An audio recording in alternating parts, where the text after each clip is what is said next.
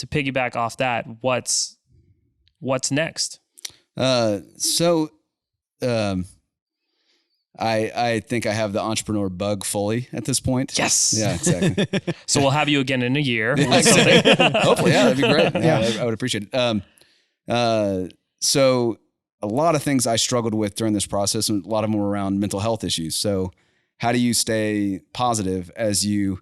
After the failure, right? Well, even before then. Oh, okay. Like even just dynamics of stress, anxiety, uncertainty, and how you face those. There's people who are built differently than others. And like my relationship with Mark, one of the reasons I love him is he has just a glass half full perspective almost all the time. And he's a special person because of it. I recognize in myself, I'm not that person.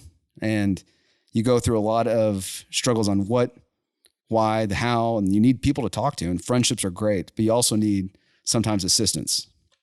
So, what I'm looking at starting now is, I utilize psychological and psychiatric help for dealing with depression and anxiety. And I think that, I recognize it in other people. And I think that there's a better method of providing that service to the masses. I think it's an underutilized service, and we need to lower access cost. We need to provide more availability to those services. And I think you can do it through a digital platform, or at least with digital platform help.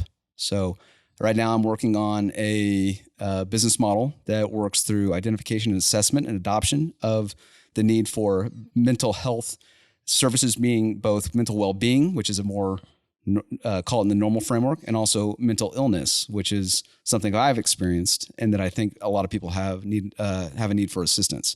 So I'd like to be able to provide easier access to individuals seeking out those services. And I think there's a business model that's being created out of that. Do you think... I'm excited. Are you excited? Yeah. Do you think entrepreneurship is a mental illness? It's funny. I'll plug another guy who I've never met, but actually was great. Stephen Hayes has a podcast called Stigma.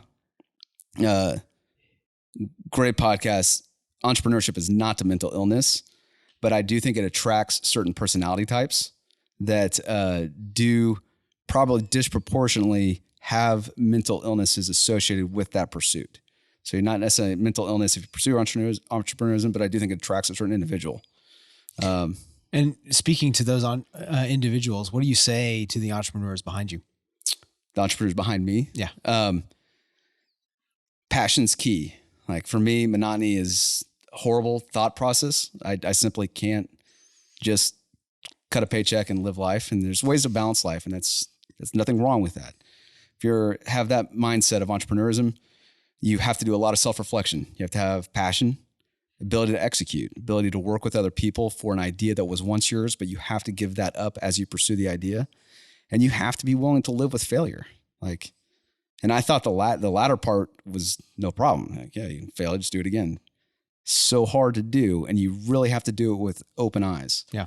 But again, done it, been there, hit hard, going to do it again.